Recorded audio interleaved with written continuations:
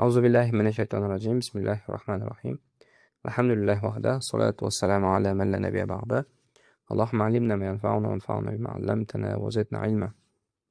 Kundalik hayotimizda hammamiz ham kodlardan keng miqyosda foydalanamiz. Ya'ni raqamli shifrlardan.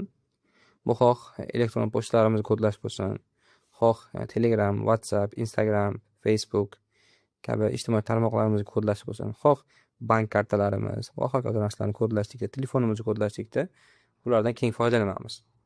Shunday ekan, bizni shaxsiy ma'lumotlarimiz tarqamasligi uchun, o'zimizni maxfiyligimiz ushlashligimiz uchun va kerak bo'lsa moddiy mablag'larimizni saqlashlik uchun ham kodlash tizimini yaxshi bilishimiz va yaxshigina mustahkam, buzib bo'lmas kodlarni o'rnatishimiz muhim. Chunki hozirgi kunda hammamiz bilib turibmiz, ko'rib turibmiz, kundalik hayotimizda bank kartalaridan o'g'irlab pul yechib olishlar, telefonlarni ochish orqali uning ichida shaxsiy ma'lumotlarni butun dunyoga e'lon qilib yuborish, insonlarning shaxsiy ma'lumotlarini yoki bu shaxsiy ma'lumotlarni ochish orqali insonlarni qanaqadir jinoiy javobgarlikka tortilib ketish holatlari ko'p bo'lyapti.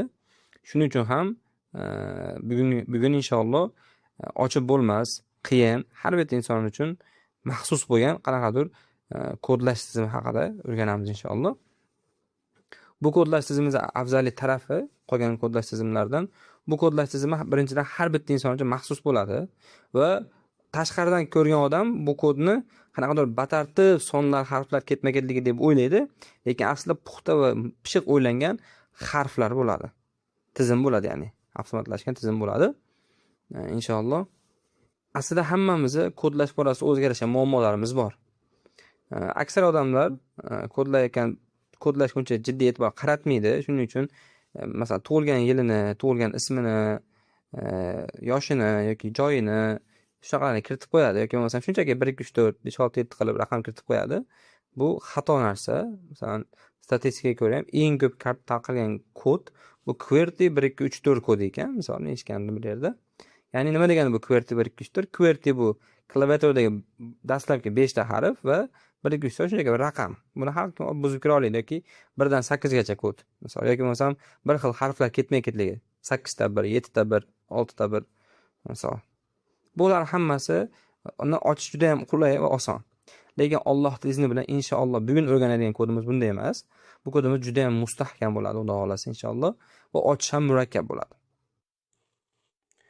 Xo'p, endi bizga ushbu uslubda kodlash uchun nimalar kerak bo'ladi degan bo'lsak, bizga birinchi navbatda maxfiy jumla kerak bo'ladi. Biz tanlagan maxfiy jumla bizni Alloh yaratgan jumlasi.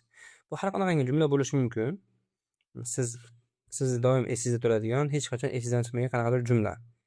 Masalan, bu maqol bo'lishi mumkin, qanaqadir oyat bo'lishi mumkin, farqi yo'q. Faqat sizga tavsiyam, bu jumlani tanlayotgan vaqtda iloji boricha bu jumla sizning ismingiz bo'lmasin, tug'ilgan shaharingiz, tug'ilgan mamlakatingiz bo'lmasin.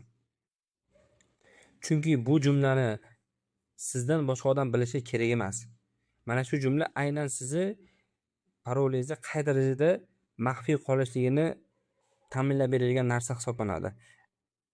Va yana sizga bir tavsiyaroq aytaman. Kelajakda endi hozir kod yozayotgan vaqtimizda tushunib yetasiz. Iloji boricha so'zlar uzun bo'lmasin. Masalan, bizni Alloh yaratgan jumlasiga e'tibor beradigan bo'lsak, bizni so'zi 5 harfdan, Alloh so'zi 5 harfdan, yaratgan so'zi ham 8 harfdan iborat. Ya'ni ko'p so'zlar bo'lmasin, uzun so'zlar bo'lmasin. Iloji boricha qisqaroq so'zlar bo'lgani yaxshi. Buni sababini tushunib olasiz inshaalloh hozir. O kodlashimiz qanday bo'ladi? Birinchi navbatda biz birinchimiz kerak bo'lgan narsa jumla ekan, ikkinchi kerak bo'lgan narsa bizga alifbo kerak bo'ladi. Ya'ni alifbo deganda mana bu klaviaturamiz to'g'rimi? Klaviaturamizga qaragan bo'lsak, tepada yozib ham qo'ydim. Har masalan klaviaturamizda harflar quyidagicha joylashgan, to'g'rimi? Q, W, E, R, T, Y, U, I, O, P va hokazo pastga qarab tushib ketgan. Endi tepadagi alifbo degan so'zni oldidagi jumlaga e'tibor qaratayotgan bo'lsangiz, men har bitta harfniga tartib raqam yozib qo'yganman.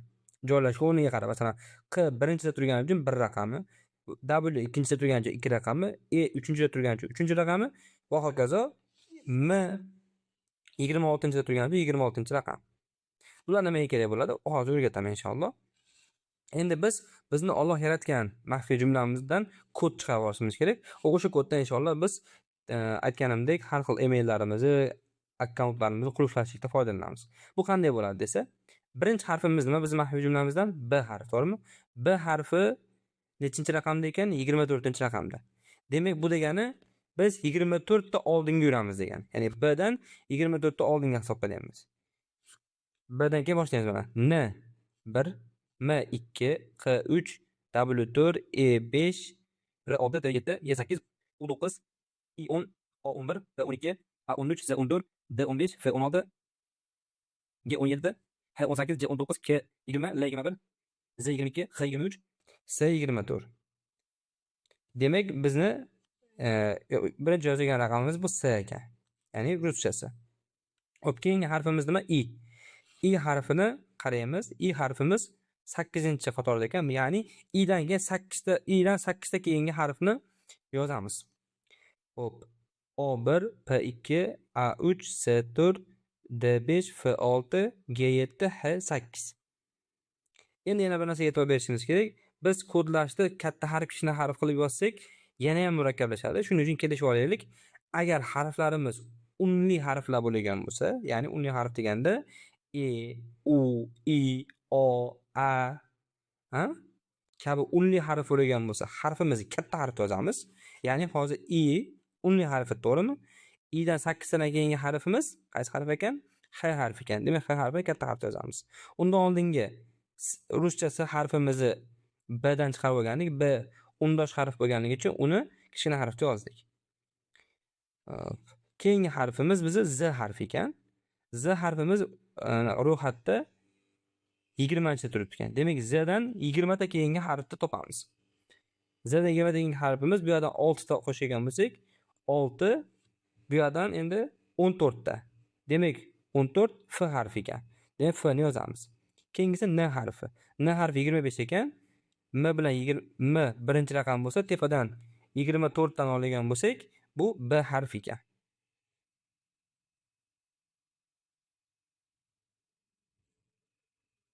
B harfi. Hop, undan keyingisi I harfimiz yana. Hozirda bo'ldi. I harfimiz bu H ga to'g'ri keladi. H. Endi biz raqam, demak, bizni so'zimizni shifrlangan harflari S, H, F, B, H bo'ldi. Endi men sizga S, H, F, H, B degan kodni eslab qoling desam, eslab qolishingiz qiyin, lekin biz buni ko'rdik hozir. Bizni degan so'zdan chiqarib oldik. Shuning uchun bu oson bo'ladi. Xo'p, endi bizga raqamlar ham kerak. Faqatgina harflardan qatnashmaydi. Shuning uchun nima qilamiz? Raqamlarni randomli bo'lib raqam qilmaymizda, mana bu bizning maxfiy jumlamizdagi so'zni adadchanli raqam qo'yamiz. Masalan, bizning so'zi nechta harfdan iborat? 5 ta harfdan iborat. Demak, bu yerga 5 raqamni qo'yamiz. Keyingi o'tamiz. A harfi. A harfi ko'rib turganingizdek, klaviaturamizda 11-chi joylashgan ekan. Demak, A dan keyin 11 ta harf oldinga o'tamiz. Shunga 11 ga 11 qo'shsa 22, demak bizning harfimiz S ekan. S. Keyingi L harfi. L harfi ko'pdir 19 ekan. Demak, 19 ta oldinga yurgan bo'lsak biz, bu yerdan 6 ta bo'lsa,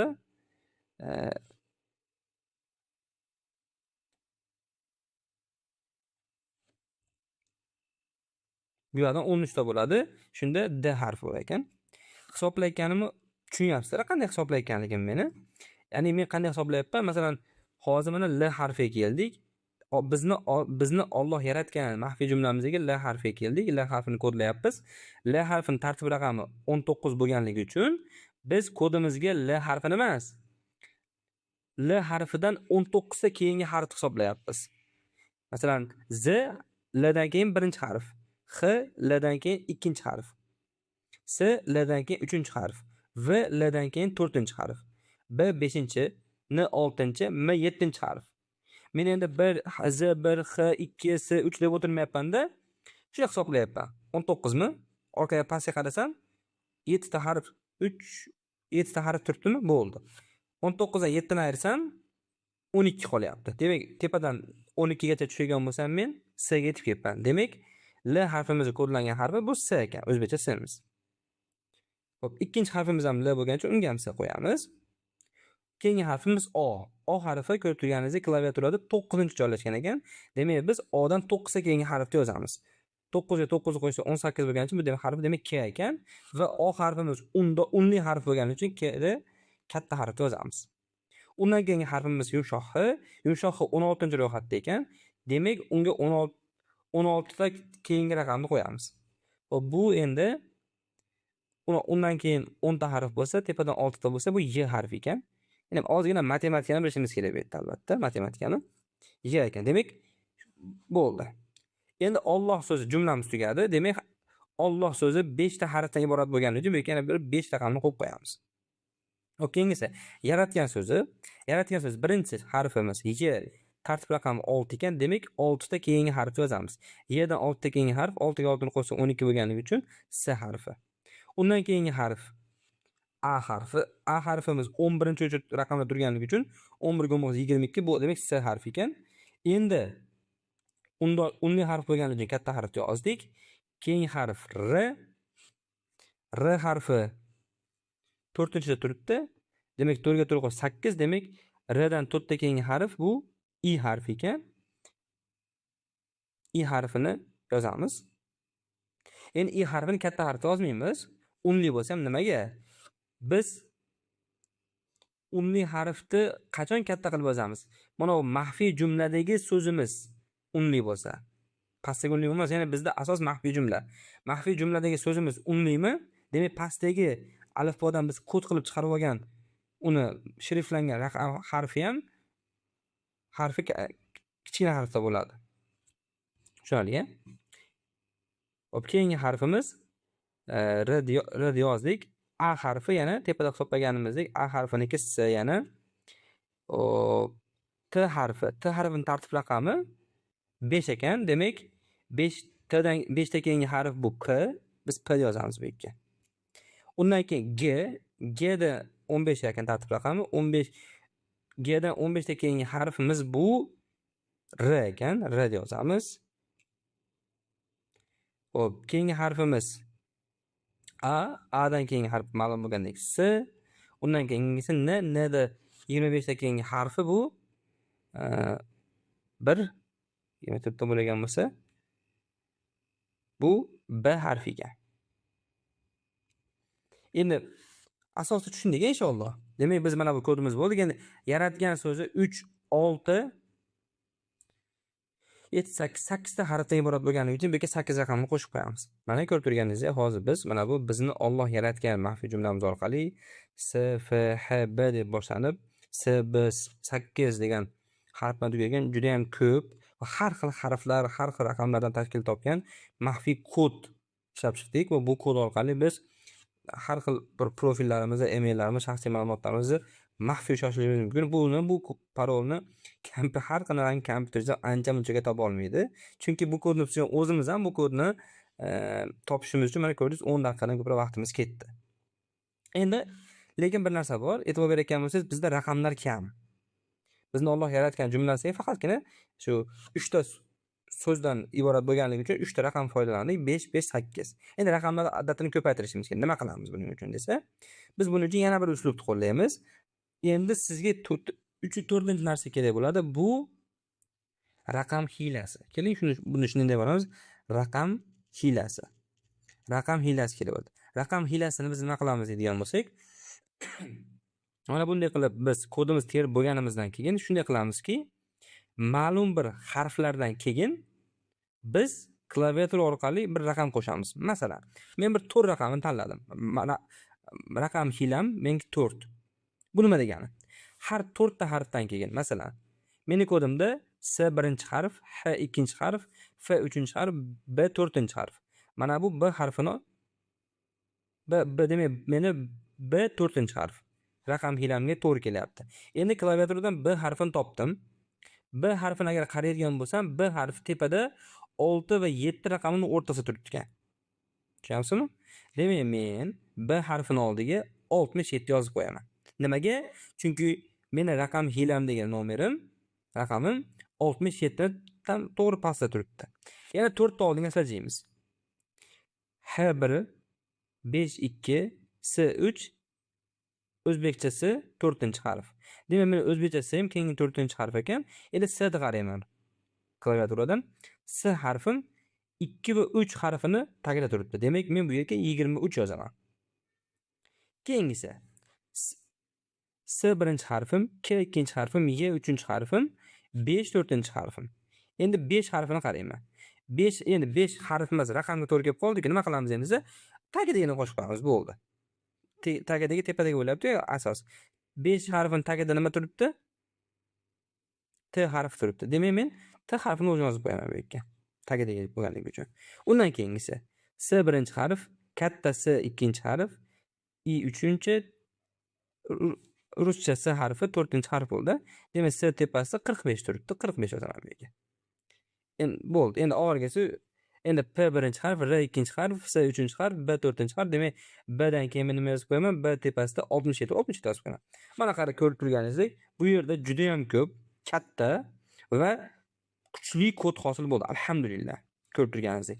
Endi siz aytishingiz mumkin, bu juda ham uzun bo'lib ketdi deyishingiz mumkin. Kattani qilib ko'rsatdim sizlarga. Nimaga? Kichkinalarni qilish juda ish emas bo'lib qoladi. Buni tushungan odamga. Endi masalan, ba'zi joylari bor, 8 ta xonali so'zdan ko'ra ko'pini xohlamaydi. Unaqada nima qilasiz? Shunday bir maxfiy jumla topasizki, maxfiy jumlangiz 8 ta harfdan iborat bo'lsin. Maxfiy jumla 8 ta harfdan, masalan deylik, endi unda siz jumla emas, bir so'z topasiz. Masalan deylik, oddiygina Alloh so'zini oling siz, masalan, kod sifatida o'zingizga. Misol, faqatgina Alloh so'zini oling. 8 tani qo'ymoqchisiz. Nima qilasiz? Kod yozasiz mana bu yerga, mana. Mana buni yangitdan qilaylik. Alloh so'zining kodi. Deylik, birinchi harfimiz A'midi, A 11-raqamda turibdi, to'g'rimi? 10 bitta oldiga siljaymiz bu degani, ya'ni A dan 10 bitta keyingi harf. Bu S. Bu yerga S yozamiz. Endi A harfimiz katta harf unli harf bo'lgani uchun S ni katta harf yozamiz. L harfi 19. L dan 19 ga keyingi harfimiz bu Z1, H2, S3, V4, B5, N6, M7 bo'ldi. Q8, W9, E10, R11, T12, Y13, U14, I15, A16, P17, A18, S19. Demak, L niki S ekan, ikkitala bo'lgancha ikkitasi qo'yamiz. A niki esa A9 ekan. O'dan 9 ga keyingi harfimiz K ekan. K da unli bo'lgani uchun O harfimiz katta harf yozdik. Va H harfi. H harfimiz 16 ekan. Demak, H dan 16 ga keyingi harfimiz 10 ta 6 ta Y harfiga Y deb yozdik. Mana biz SSKY degan so'z bor. Endi Alloh jumlasi 6 ta harfdan tashkil topganligi uchun 6 raqamini qo'yamiz. Endi tepadagi raqam hiylamiz 4 bo'lganligi uchun meniki K bo'lyapti menda oxirgi harf. Demak, K tepasi 89 turibdi ekan. Mana bu yerga 89 qo'yib qo'yaman. Qarabsizki, mana 3 3 6 8 talik kod hosil bo'ldi menda. Mana bu Alloh lafzining o'zidan foydalandim. Agar sizga kichkinaroq kod kerak bo'lgan bo'lsa, birgina so'zdan foydalaning. 8 ta harf, masalan 6 ta harf yozsangiz 8 ta bo'ladi. Agar yo'q, sizga ko'proq kerak bo'lgan bo'lsa, men qilganim ko'proqdan foydalaning. To'g'ri, bu usul o'zimiz an'anaviy usullarga o'xshab birdaniga shunday miyamda tars tug'ilgan yilimizni qo'yganimga o'xshab oson bir pasagina bo'lib qolagan emas, ozgina vaqt oladi. Masalan, buning uchun klaviaturaga qaraysiz, raqamni terasiz, sanaysiz, hisoblaysiz, boshqa qilasiz. Lekin bu nima uchun? Bu maxfiyligini rozim tutayotganligi uchun. Masalan, bu kodni hammaga qo'yib tashamang mayli. O'zi uchun eng muhim narsa qaysi? Masalan, eng muhim joy. Masalan, shunday bir galereya albomlaringiz bor, u albomga hech kim kirish kerak emas. Hech kim buzib ham kirish kerak emas. O'sha yerga shuni yozasiz. Va hokazo va hokazo. Endi agar oddiygina kirdi chiqdi joylarga qilsa, boshqa kodlar yozasiz. Endi men sizga, yo'q, bu usul menga qiyinlik qiladi. Bu usul juda ham qiyin ekan. Mayli, mencha unaqa maxfiy narsalarim yo'q, lekin doim bir xil kod qilmasa, boshqa kod qilasiz, yana bitta usul o'rgatib qo'yaman sizga. Bu oson, miyangizni o'ylab o'tirgan usul emas. Bu usul 3 qismdan iborat. Birinchisi raqamlar qatori. Ikkinchi qismimiz maxfiy so'z qatori.